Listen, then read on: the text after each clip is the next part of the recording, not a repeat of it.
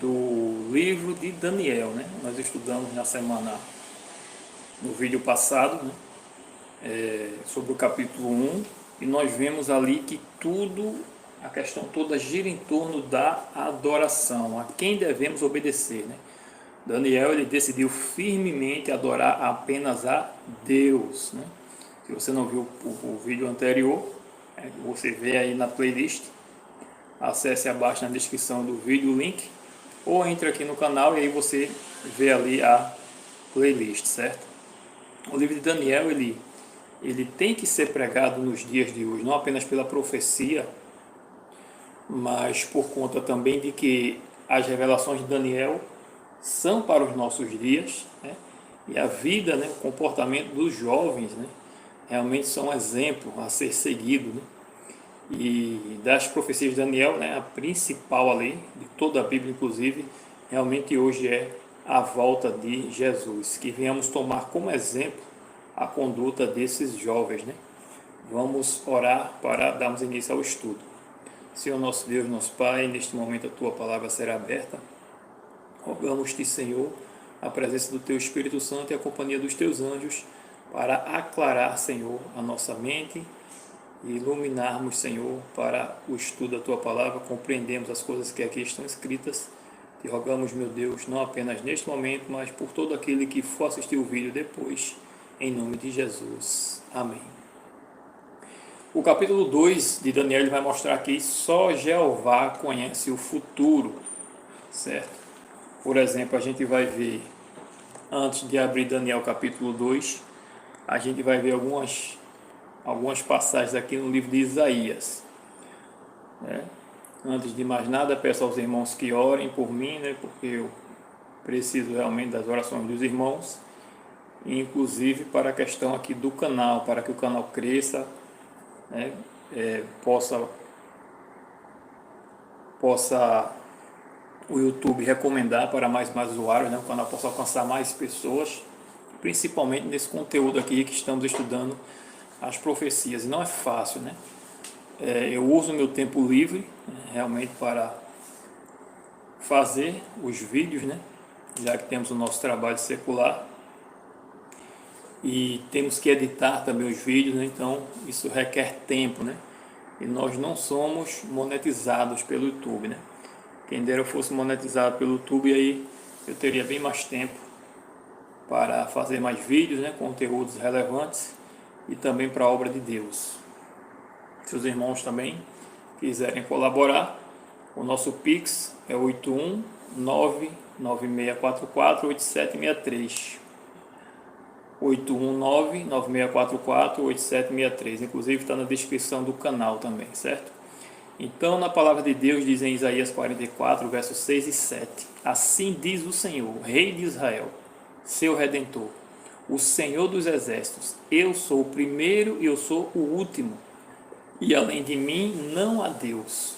Quem há como eu feito predições desde que estabeleci o mais antigo povo, que o declare e o exponha perante mim, que anuncie as coisas futuras que hão de vir. Aleluia.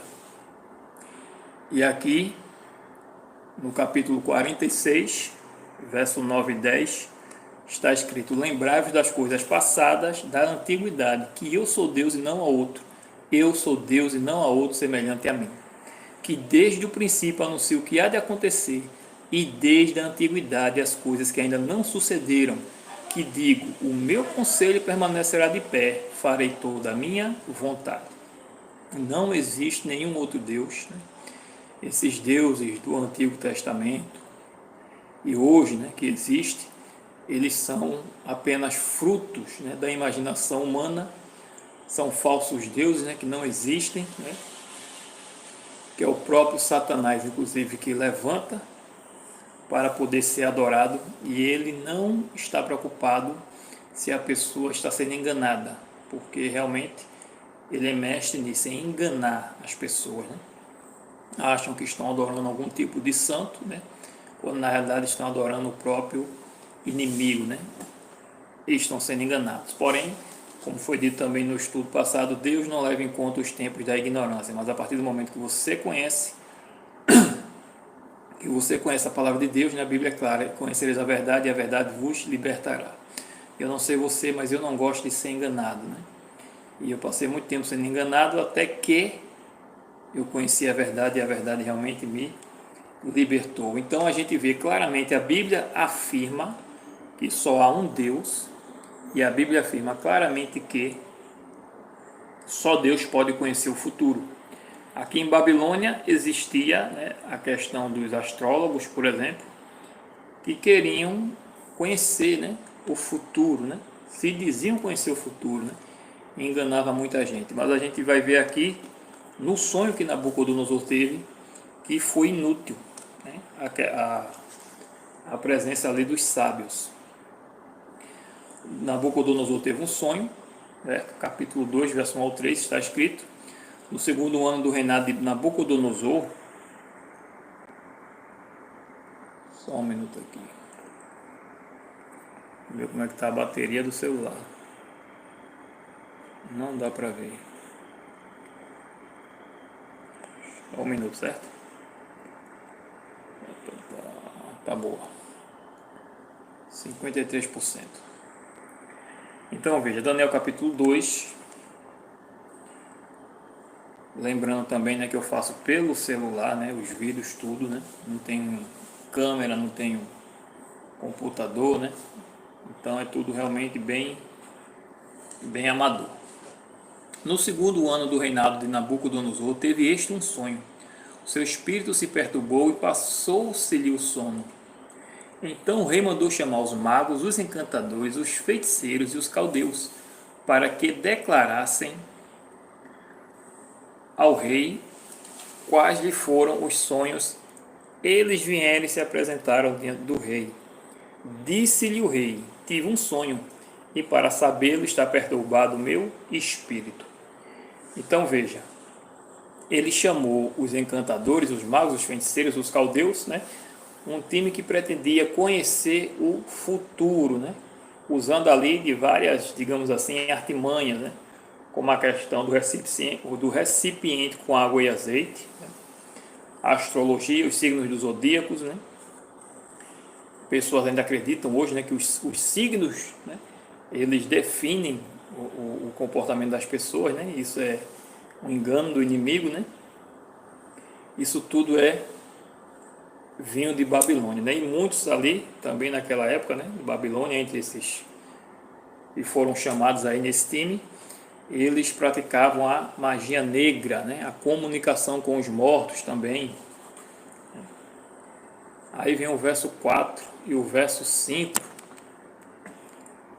Os caldeus disseram ao rei em aramaico: ó rei, vive eternamente, dize o sonho a teus servos e daremos a interpretação. Respondeu o rei e disse aos caldeus: uma coisa é certa, se não me fizerdes saber o sonho e a sua interpretação, sereis despedaçados e as vossas casas serão feitos montouros. Veja que o rei ele não estava para brincadeira, ele estava realmente muito perturbado, e o pior de tudo é que ele queria saber o sonho. É como ele não se lembrasse, porque ele diz aqui, ó: se não me fizerdes saber o sonho e a sua interpretação. Ou seja, muitas vezes a gente sonha também e não se lembra direito do sonho, né? Que é o que parece que aconteceu com o rei, né? No verso 7, eles responderam segunda vez e disseram: diga ao rei o sonho a seus servos e lhes daremos a interpretação. Tornou o rei e disse: bem percebo que quereis ganhar tempo, porque vedes o que eu disse está resolvido. Ou seja, eles pareciam querer ganhar tempo, porque realmente era algo impossível saber o que foi que o rei sonhou. Por mais que a gente saiba que as práticas deles eram enganosas, mas realmente era impossível saber o que foi que o rei sonhou. E aqui diz o seguinte, né? Olha o que o rei disse: isto é, se não me fazeis saber o sonho, uma só sentença será a vossa, pois combinastes palavras mentirosas e perversas para as proferirdes na minha presença, até que se mude a situação. Portanto, dizei-me o sonho e saberei que me podeis dar a interpretação. Ou seja, se vocês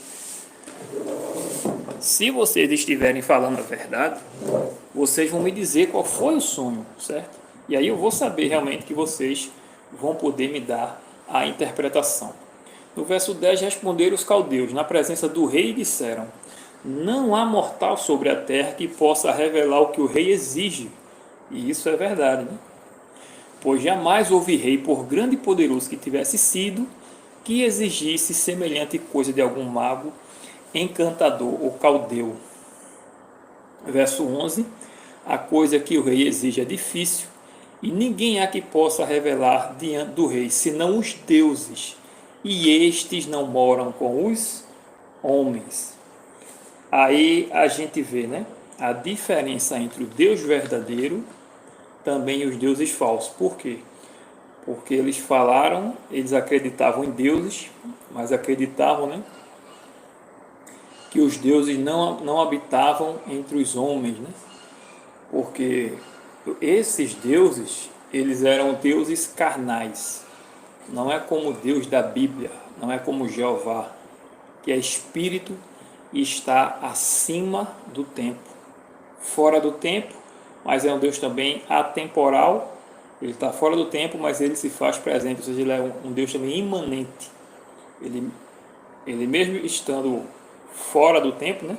Um dia para Deus é igual a 1000 anos, e 1000 anos como um dia, mas ele se faz presente, né? A maior prova disso foi que ele enviou a Jesus Cristo. Então esses deuses carnais, né, eles tinham que ser aplacados da sua ira com algum tipo de sacrifício, e muitas vezes até sacrifício humano, sacrifício de criança, né? Então, totalmente diferente do Deus de Israel, que enviou seu próprio Filho, e basta você crer no Senhor, Salvador Jesus Cristo, e você será salvo. Em Isaías 57, no verso 15, tem um verso aqui muito interessante. Diz assim: assim diz o alto, o sublime, que habita a eternidade. Veja, ele está acima do tempo, o qual tem nome de santo. Habito no alto e santo lugar, mas habito também com o contrito e abatido de espírito, para vivificar o espírito dos abatidos e vivificar o coração dos contritos. Veja que Deus maravilhoso, né? Ele é um Deus alto, sublime, como ele mesmo fala, que habita a eternidade, mas ele se faz presente, Senhor, se faz presente na vida do cristão, né? Então veja, ele se importa com as suas criaturas, né? Ele se importava com Babilônia, e por isso ele mandou esse sonho para Nabucodonosor, permitiu que o povo fosse para lá cativo, e mandou esse sonho para que os babilônios percebessem a inutilidade que era, né, as suas crenças e, consequentemente, os seus sábios, né, quão inútil eram para conhecer o futuro, né? E esse verso também, que Deus habita, né, entre os abatidos de espírito e vivifica o coração, me lembra também quando, certa vez, visitando um hospital, as pessoas ali enfermas, né? Estava na época de carnaval, né? Não me lembro se era carnaval ou se era prévia de carnaval. Acho que era prévia. Ou era carnaval, não sei. Sei que tinha gente do lado de fora comemorando carnaval. E ali foi dito, né, que realmente Deus, ele não se fazia presente ali, no sentido de que as pessoas estivessem agradando a Ele. Ele se faz presente por meio do seu espírito, atua na consciência da pessoa, mas se fazer presente para ouvir realmente, de fato, a oração, né, abençoar o seu povo, né, é ali com os abatidos e contritos de espírito. E ali foi citado essa passagem, inclusive, de Isaías, e foi entoado, né, aquele louvor: o Senhor está aqui. E ali realmente, nós ali sentimos realmente a presença ali de Deus, né, naquela sala de hospital. No verso 12, né, Daniel capítulo 2, verso 12 e 13, diz o seguinte: então o rei muito se irou e enfureceu, e ordenou que matassem a todos os sábios da Babilônia. Saiu o decreto segundo o qual deviam ser mortos os sábios, e buscaram a Daniel e aos seus companheiros para que fossem mortos. Daniel e seus companheiros, que nem estavam, né, nem foi chamado da primeira vez, já iam ser buscados para que fossem mortos, né? Interessante que eles acabaram de passar por uma prova, né? A do capítulo 1. Primeiro, eles foram arrastados para a Babilônia, né? A primeira prova. Segundo, eles tinham que passar pelo desafio do regime alimentar, da questão cultural, né? A troca dos nomes, né? Então, a vida cristã é uma vida de lutas, né? Uma vida de realmente provas, né?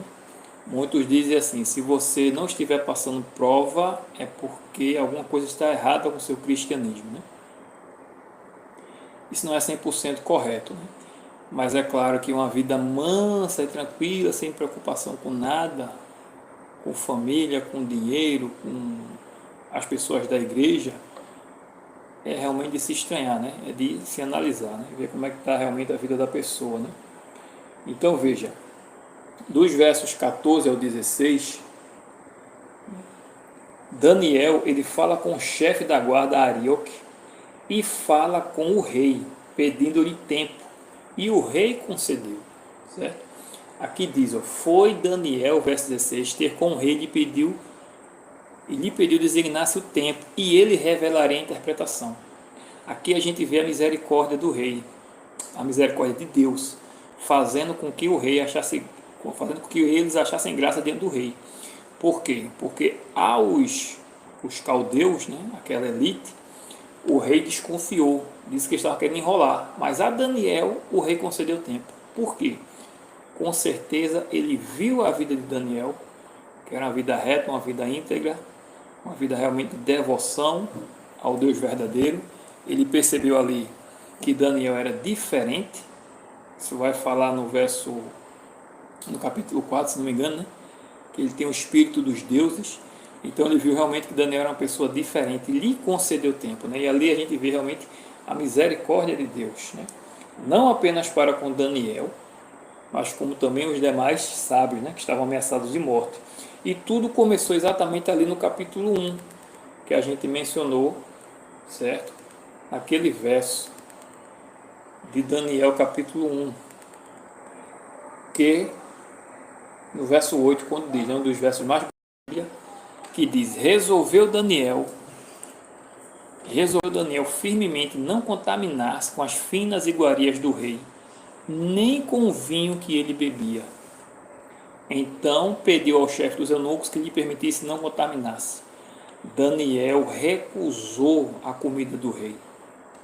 Assim como Pedro, né, que a gente disse no estudo passado, jamais comi coisa comum ou impuro. O que é coisa comum? É você comer aquilo que era permitido por Deus misturado com aquilo que era abominável. Daniel não comeu. Daniel preferiu se abster de tudo, né? E servir realmente a Deus. Hoje criam-se várias desculpas para poder comer o que quiser. Mas como a gente viu no estudo passado, Deus virá destruir aqueles que destroem o seu santuário, que é o nosso corpo, templo e morada do Espírito Santo. E ele irá destruir aqueles que continuam na obstinação do pecado, comendo, por exemplo, carne de porco e rato. Outra coisa que é interessante que aparece no livro de Daniel, certo? Que a gente falou também dessa questão da sabedoria. A sabedoria está associada à obediência a Deus, ou seja, conhecer a sua vontade por meio da sua palavra e obedecer, praticar. A sabedoria na Bíblia está relacionada a conhecer a palavra de Deus e praticar, e a prática também é ensinar a outros, certo? Isso é ser sábio perante Deus. Eu estou descalço aqui e aqui onde eu estou tem um bocado de muriçoca, então eu tenho que me abaixar para coçar o pé. Enfim, Salmo 111, verso 10 diz o seguinte: o temor a Deus é o princípio da sabedoria. Eclesiastes, no capítulo 12, nos diz que o importante de tudo é temer a Deus e guardar os seus mandamentos. E em Apocalipse, falando da queda de Babilônia e chamando a humanidade a adorar a Deus, Apocalipse 14, nos mostra que os vencedores da marca da besta são aqueles que guardam os mandamentos de Deus e têm a fé de Jesus. Aleluia! que é uma fé obediente, obediente até a morte. Uma fé que carrega a sua cruz. Ou seja, você não pratica mais a sua vontade. Sua vontade é mais corrupta, já a vontade de Deus é santa, justa e boa. Você agora entrega a sua vida a Cristo, carrega a sua cruz a cada dia e pratica a vontade de Deus. Por isso, nós temos a importância de estudar a Bíblia e as profecias para conhecermos quais são os mandamentos de Deus e a sua vontade para nós. Jesus disse: examinai as Escrituras, porque julgaste ter nelas a vida eterna, e são elas que testificam de mim. Apocalipse 1, verso 3 diz: bem-aventurado aquele que lê, aqueles que ouvem e aqueles que guardam as palavras da profecia deste livro, porque o tempo está próximo. Que tempo? O tempo de ver Jesus. Por isso é importante que você acompanhe, estude a Bíblia conosco e compartilhe também o vídeo para outras pessoas serem alcançadas e descubra as verdades aqui escritas na palavra de Deus. E também na questão, certo? É importante passarmos tempo de qualidade com Jesus, certo? Fazer de Jesus alguém realmente real na nossa vida, fazê-lo o Senhor do nosso coração. Porque muitas pessoas dizem conhecer Jesus, mas não têm comunhão com Ele, não passam tempo de qualidade com Ele, não estudam a Bíblia sem pressa. Você deve estudar a Bíblia sem pressa, você não pode ter pressa de pegar a Bíblia. A palavra de Deus diz, né? Não saia da presença do Senhor apressadamente. Então, se você vai fazer seu devocional de manhã, você não pode fazer uma coisa rápida. Por isso que é importante você acordar cedo, né, para poder fazer o seu devocional sem pressa. Anotar na sua Bíblia, fazer suas anotações, estudar a lição da escola sabatina sem pressa. Anotar, por exemplo, os textos que se referem, certo? Sobre o mesmo assunto. Não sei se vai dar aqui para ver a câmera, certo? Mas eu vou mostrar aqui a minha Bíblia, certo?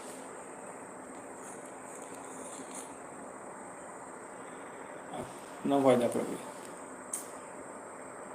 Agora, aqui, ó. Sublinhada, marcada, entendeu? Algumas anotações, alguns versos paralelos, certo? Algumas anotações aqui em cima. Você tem que estudar a palavra de Deus realmente sem pressa. Sem pressa. Então, voltando para Daniel, capítulo 2, se você quiser aprender, você tem que estudar a Bíblia realmente sem pressa. O capítulo 2, ele destaca, deixa eu abrir minha câmera, né? O capítulo 2, ele destaca a soberania de Deus e, primeiramente, pela profecia, né? Por conhecer o que vai acontecer antes de acontecer e anunciar, e fazendo também que o rei esquecesse o sonho, né? E isso fez com que o rei ficasse mais impressionado ainda. O fato do rei ter esquecido o sonho. Voltando a falar da inutilidade dos sábios, né? Dos sábios de Babilônia, né? Astrologia, horóscopo, bola de cristal, consulta aos mortos, feitiçarias e espiritismo, entre outras coisas, nada disso agrada a Deus e ainda fazem parte da nossa cultura desse mundo moderno. Por que Deus proíbe a comunicação com os mortos, por exemplo? Qual o problema de se comunicar com alguém que já morreu e saber como é a vida do outro lado? É porque não é o ente querido da pessoa que entra em contato com aqueles que se comunicam com mortos. São os próprios demônios. É Satanás e seus anjos caídos. Por isso que Deus proíbe, por isso que a Bíblia vai dizer lá, que é em Deuteronômio, em Levítico também, se não me engano, que isso é abominação. Por isso que Deus abomina a feitiçaria e também o fato de se comunicar com os mortos. E se você quer saber o que acontece com alguém que morre, que vem depois, leia a Bíblia. A Bíblia vai relatar que o corpo volta para o pó e o fôlego de vida volta para Deus. De todo ser humano, seja bom, seja mau. e todo ser humano. A pessoa morre, volta para o pó da terra e o fôlego de vida volta para Deus. Ou seja, é o processo inverso. Deus cria o homem dos elementos da terra e sopra lhe na narina o fôlego de vida. Quando o homem morre, acontece o processo inverso. O corpo volta para a terra e o fôlego de vida volta para Deus que o deu. Simples assim. E quando vão ressuscitar? Uns vão ressuscitar para a vida eterna, quando Jesus voltar, e outros para a vergonha eterna, que é para o juízo da condenação, após o milênio, que vamos estudar aqui também. Então veja, são agentes de Satanás que estão por toda parte, inclusive na mídia, nos filmes e nas novelas. O que mais se vê aí, certo? É exatamente esse engano, certo? Satanás, ele conseguiu, através da cultura moderna, introduzir as suas heresias dentro do cristianismo, inclusive, né? As pessoas acreditam, certo?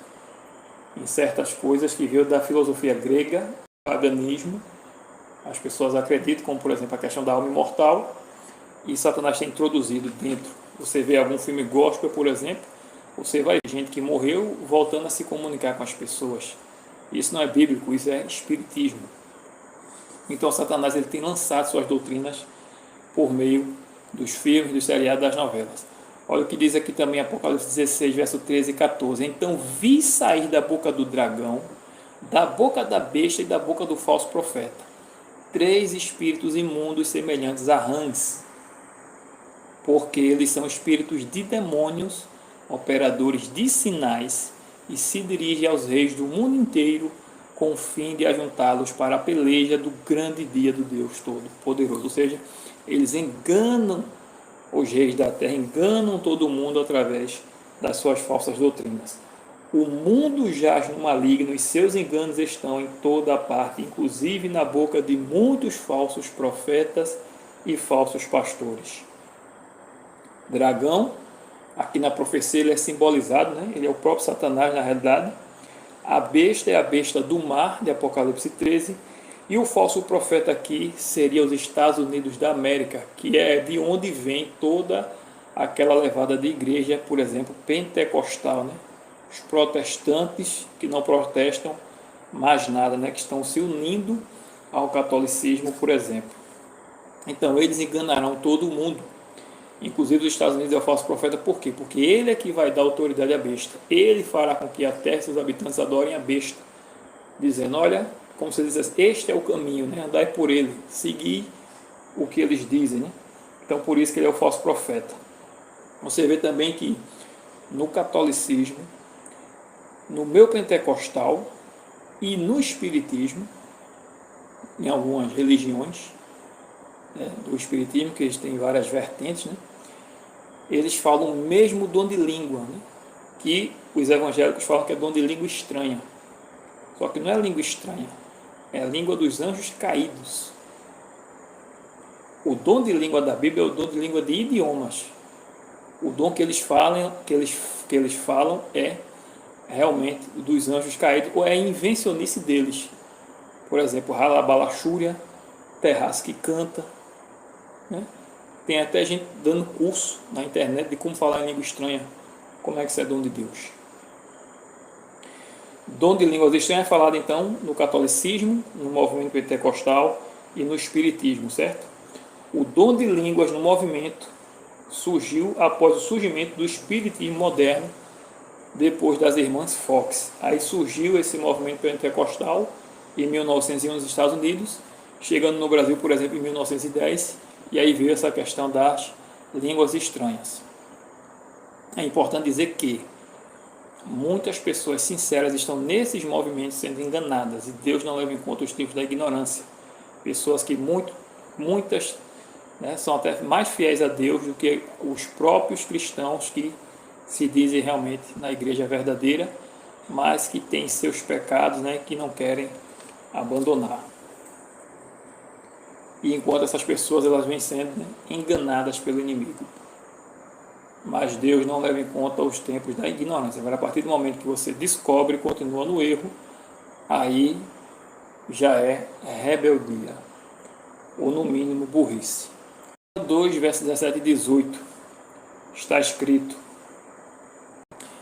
Então Daniel foi para casa e fez saber o caso a Ananias, Misael e Azarias, seus companheiros, para que pedissem misericórdia ao Deus do céu sobre este mistério, a fim de que Daniel e seus companheiros não perecessem com o resto dos sábios de Babilônia. Aqui nós temos, portanto, uma reunião de oração.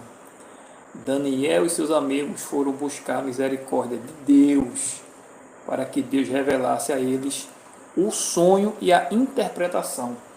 Porque, como os próprios caldeus disseram, é coisa impossível de saber, porque só os deuses saberiam e estes não habitam conosco. Mas o caso do Deus de Israel é diferente.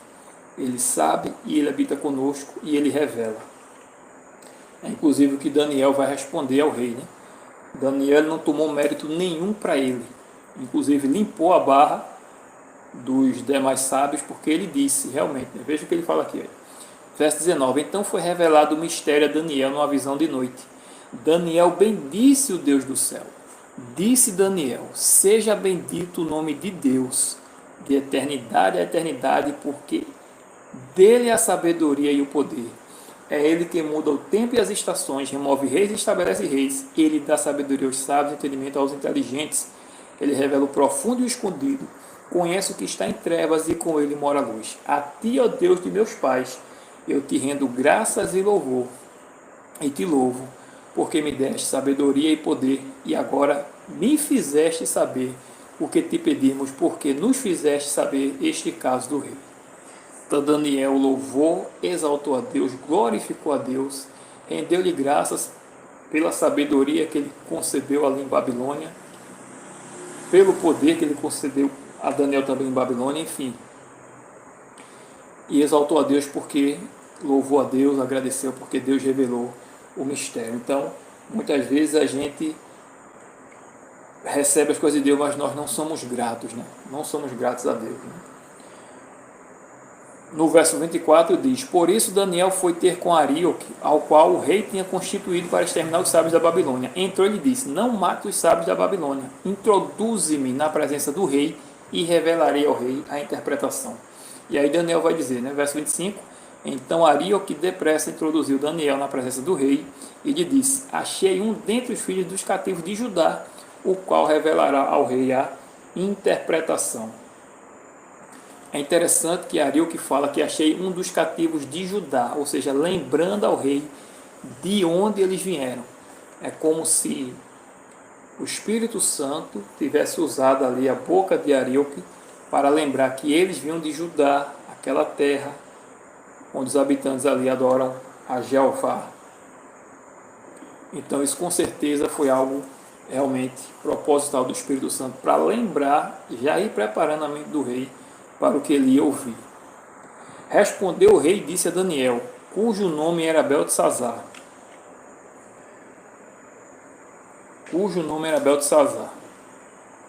Podes tu fazer-me saber o que vi no sonho e sua interpretação? Veja o que Daniel responde.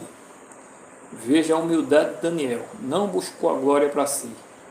Respondeu Daniel na presença do rei e disse: o mistério que o rei exige, nem encantadores, nem magos, nem astrólogos o podem revelar ao rei.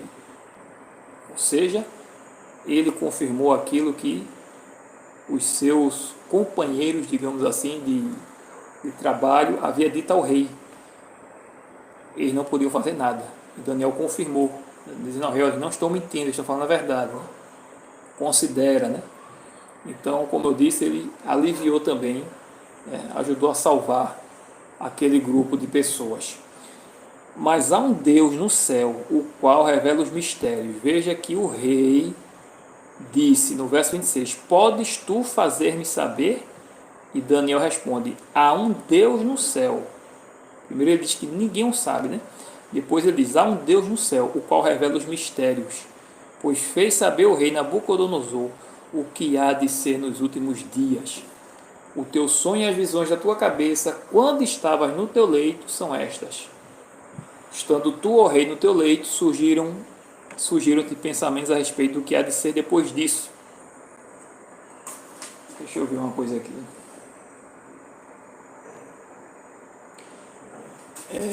A partir do verso 31, certo? Para a gente ganhar tempo. Tu, ó rei, estavas vendo, e eis que uma grande estátua, esta, que era imensa, e de extraordinário esplendor, estava em pé diante de ti, e sua aparência era terrível. O rei viu que uma grande estátua e a sua aparência era terrível. Eu imagino o rei, né, começando a se lembrar do sonho. Poxa, realmente é fascinante, é isso mesmo. Verso 32. A cabeça era de fino ouro, o peito e os braços de prata, e o ventre e os quadris de bronze. As pernas de ferro, os pés em parte de ferro e em parte de barro. Interessante é que tudo vai ser explicado, né?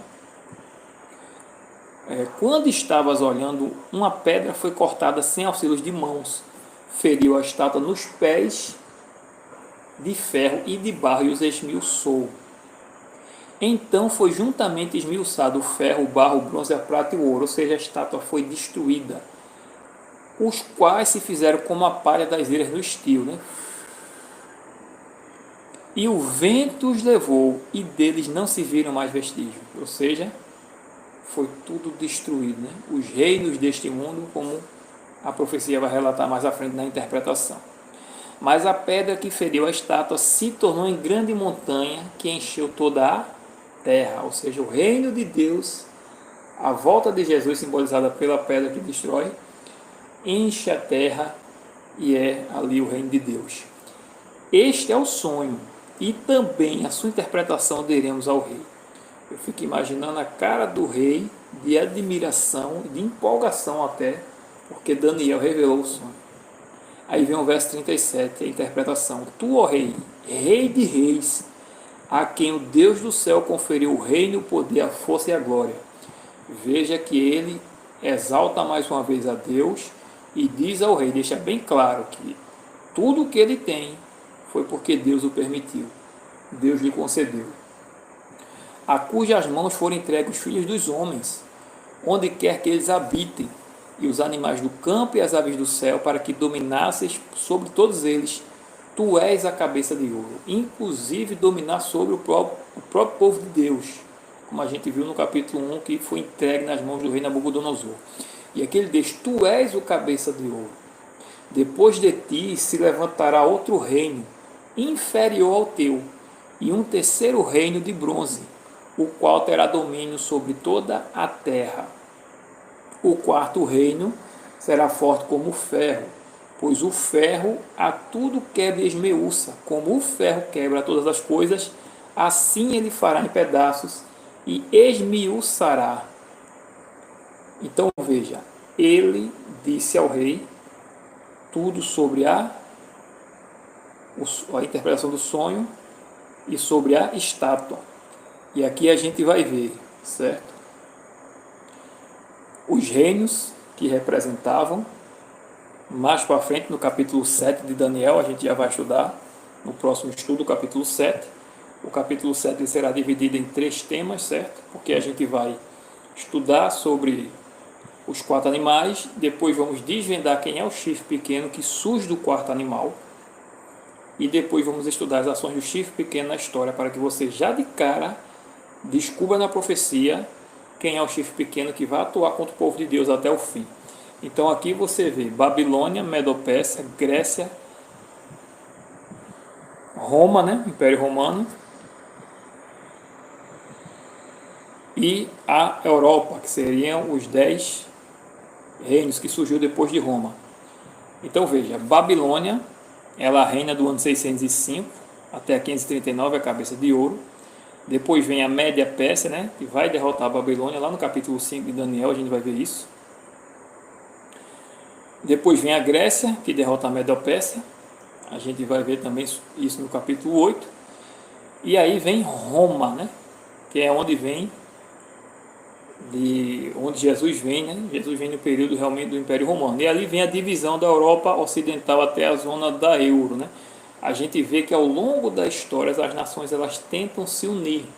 Só que o fato interessante é o que? Esses 10, né? Aqui está falando que é da Europa Ocidental e da outra parte da Europa, só que os 10 dedos, na realidade, ele está associado aos 10 reinos já de Apocalipse 17, porque a volta de Jesus, esses 10 reinos que eles vêm de Roma, a gente vai ver no capítulo 7, dos 10 reinos, né, que foram 10 tribos bárbaras, e delas se constituiu a Europa moderna como a gente vê hoje. 10 daquelas 10 tribos, 3 foram destruídas. E Jesus não vem para destruir 7 reinos da Europa. Jesus vem para destruir os 10, né? Ou seja, os 10 dedos da estátua. Então, em Apocalipse 17, a gente vê isso porque Jesus ele vem para... A pedra simboliza a volta de Jesus. E Jesus não veio depois do Império Romano, né? Jesus, a vinda dele, né? Obviamente, nós ainda estamos aqui, né? Portanto, não se refere realmente, propriamente dito, a Europa, né? como a gente vê hoje, certo? Mas exatamente sobre a questão do último império que muitos chamam hoje, por exemplo, de Nova Ordem Mundial. Ali é que se simboliza os 10 reis, né? E aqui vai dizer exatamente isso, certo? No verso 44. Mas antes, lendo o verso 41, diz: quanto ao que viste dos pés e dos artelhos, né, ou dos dedos, em parte de barro de oleiro e em parte de ferro, será um reino dividido. Contudo, haverá nele alguma coisa da firmeza do ferro, pois que viste o ferro misturado com barro de lodo. Hoje a gente vê a Europa tentando se unir, né, as Nações Unidas, né, tem a ONU, tem a OTAN, tem a... esqueci agora que a Inglaterra agora saiu há pouco, né? A Liga das Nações Europeias, se não me engano. Aqui no Brasil, por exemplo, tem a Mercosul, né? O Mercosul. E a Bíblia fala que quando Jesus voltar, a terra estará dividida em 10 reinos. Se você for pesquisar, por exemplo, sobre o mapa da ONU, né, a gente pode ver isso também, lá em Apocalipse 17. Mas o mapa da ONU ela vai falar exatamente de 10 reinos, ou seja, seriam 10 países. Então veja, os livros, o capítulo 7, ele vai nos dar mais detalhes, certo? Cristo, ele morre, ele nasce, vive e morre na época do Império Romano. Quando chegarmos no capítulo 7, vamos ter mais detalhes sobre isso, certo? O capítulo 2, ele nos dá a informação bíblica de quem foi o primeiro império, que é Babilônia. Daniel 2, verso 38. Tu, ó rei, és a cabeça de ouro. Sobre os demais impérios, Daniel vai ser informado no capítulo 7 e 8, né, como a gente já falou. Um detalhe interessante, os livros de Jeremias também, né, e Isaías, né, também revelam quem iria derrotar a Babilônia, que seria a Medopérsia. Você vai ver isso lá em Isaías, em Jeremias capítulo 51 e Isaías, se não me engano, quando fala ali de Ciro, né? Capítulo, se não me engano, é o 49, é depois do capítulo 40. Diferente dos demais impérios, Roma não foi vencido, certo? Roma ele vai se desintegrando, as tribos saem de Roma e vão se tornando independentes, né? E elas se desligam de Roma e passam a formar os países da Europa, como já foi dito, que a gente conhecemos hoje. Aí é que vem a ênfase da estátua. Os 10 dedos não são as 10 tribos, certo? Pois 3 delas foram extintas. A gente vê, por exemplo, aqui, ó, como os artelhos dos pés eram em parte de ferro e em parte de barro, assim por uma parte o reino será forte, por outra será frágil. O verso 43 diz: quanto ao que viste do ferro misturado com barro de lodo, misturar-se-ão mediante casamento, mas não se ligarão um ao outro, assim como o ferro não se mistura com barro. Até hoje, como já foi dito, existe a tentativa, certo? União Europeia, né? Me lembrei do nome, e também a tentativa da União Global, certo? Aí Daniel 2 vai deixar claro, verso 34. Vamos ler no verso 34. Quando estava andando, uma pedra foi cortada sem auxílios de mãos, feriu a estátua nos pés de barro e os esmiuçou. O verso 35 vai dizer que a pedra encheu, se tornou uma grande montanha. No verso 44, vai dizer aqui, mas nos dias destes reis, o Deus do céu suscitará um reino que não será jamais destruído. Este reino não passará a outro, a outro povo: eis-me usará e consumirá todos estes reinos, mas ele mesmo subsistirá para sempre. Nos dias de que reis? No dias dos 10 reis. Então não pode ser a Europa daquela época depois de Roma, né? É exatamente os 10 reinos, como eu vinha dizendo, né? Se você for pesquisar o mapa da ONU, né? Você vai ver ali as 10 supernações ou os 10 blocos econômicos da ONU. Eu tenho aqui anotado, por exemplo, no bloco 1, Estados Unidos, México e Canadá, encabeçado pelos Estados Unidos. No bloco 2, a Comunidade Europeia. No bloco 3, o Japão. No quarto, a Austrália e a África do Sul. No quinto, a Rússia e o antigo bloco soviético. No sexto, toda a América Central e América do Sul. Inclusive, Lula assinou o acordo em 2006.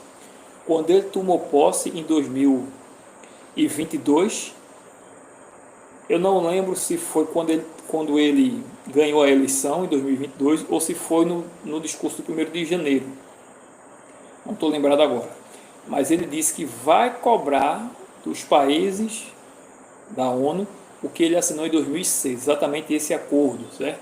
Dessa nova ordem mundial. O sétimo bloco é o norte da África e o Oriente Médio, que é exatamente o bloco mais difícil, né? Tem os países ali muçulmanos. O oitavo é a África Central. O nono, o sul e sudeste da Ásia. E o 10º bloco é a China, Mongólia, Coreia do Norte e Vietnã. Verso 45, como viste, deixa eu só, pronto aqui, verso 45, como viste que do monte foi cortada uma pedra sem auxílios de mãos, e ela esmiuçou o ferro, o bronze, o barro, a prata e o ouro, o grande Deus fez saber ao rei o que há de ser futuramente. Certo é o sonho e fiel a sua interpretação. Portanto,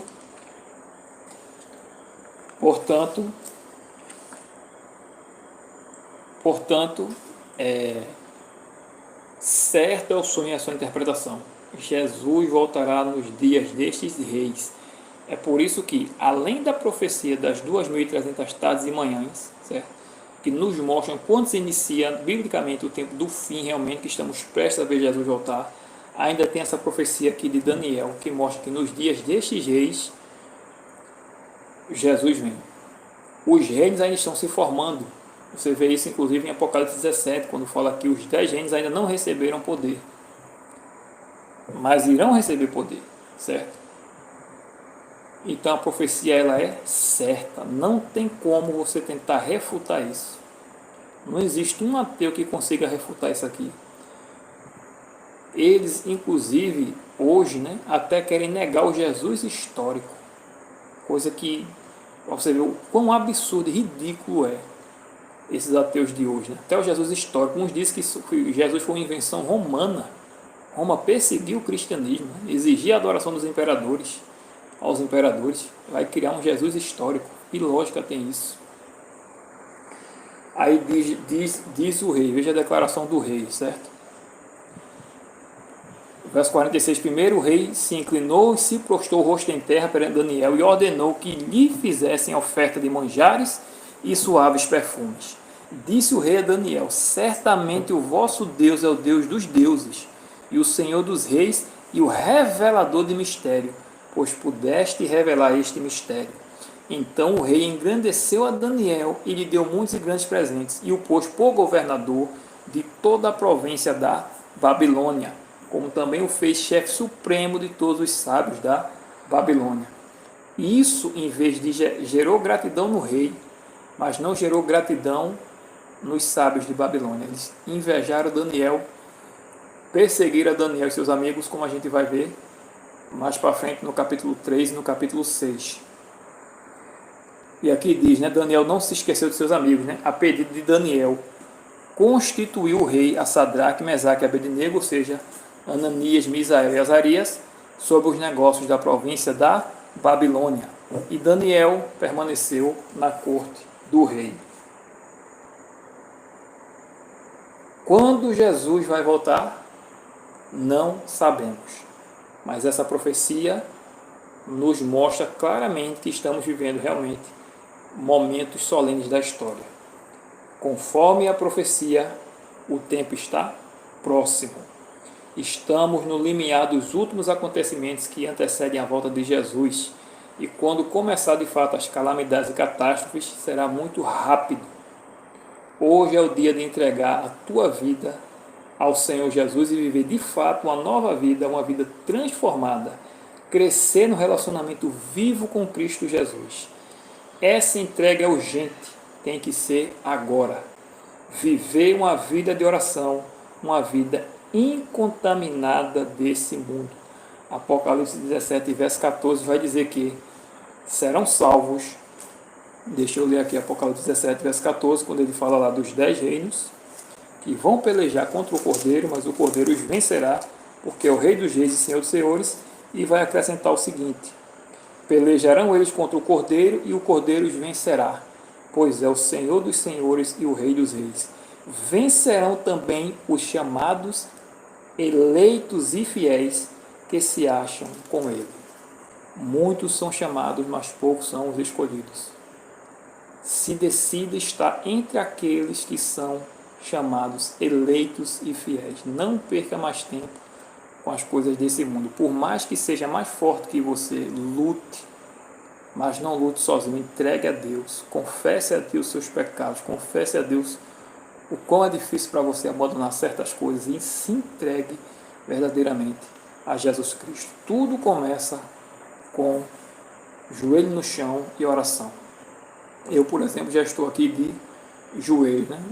Eu fiz esse estudo aqui realmente ajoelhado, porque onde está o celular, por exemplo, eu ia ficar mais alto.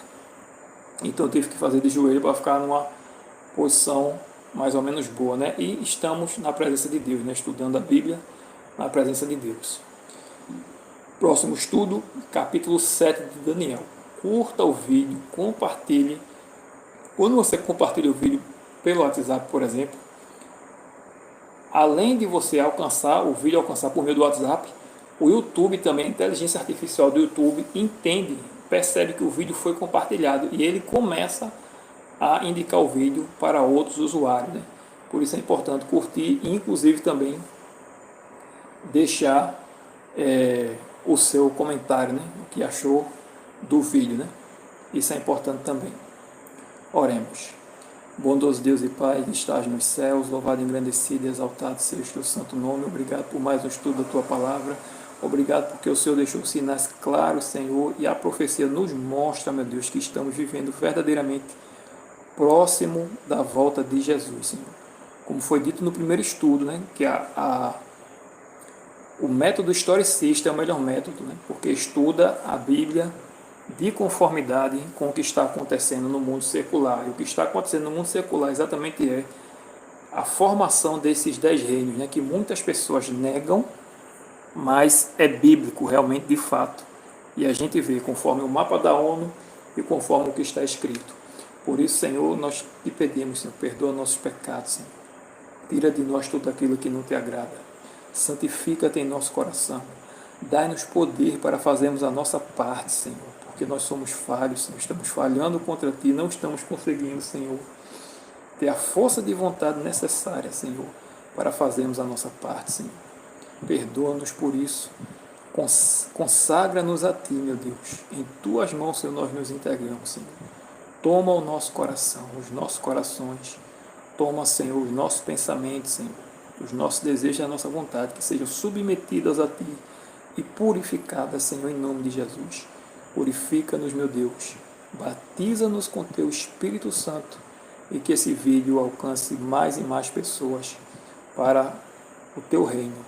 Em nome de Jesus. Amém. Deus te abençoe e até o próximo vídeo.